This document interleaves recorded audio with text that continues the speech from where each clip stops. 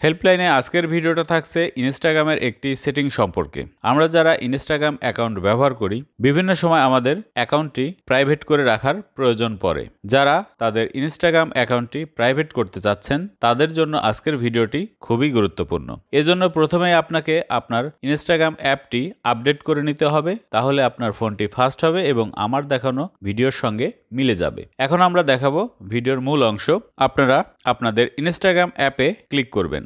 এরকম ইন্টারফেস আসবে। এখান থেকে আপনারা ডান পাশে নিচের দিকে আপনার প্রোফাইল পিকচার এখানে ক্লিক করবেন। এরপর আপনারা ডান পাশে উপরের দিকে খেয়াল করবেন 3 লাইনস, এখানে ক্লিক করবেন।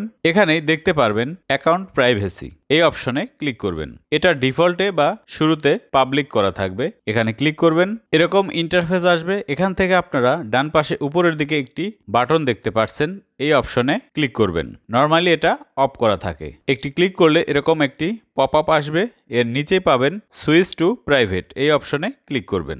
দেখুন এই বাটনটি অন হয়ে গেছে। এখন আমার অ্যাকাউন্টটি প্রাইভেট হয়ে গেছে। এটি আপনার প্রয়োজন মতো টাইমে প্রাইভেট করে রাখবেন। স্থায়ীভাবে করতে পারেন বা কিছু সময়ের জন্য করতে পারেন।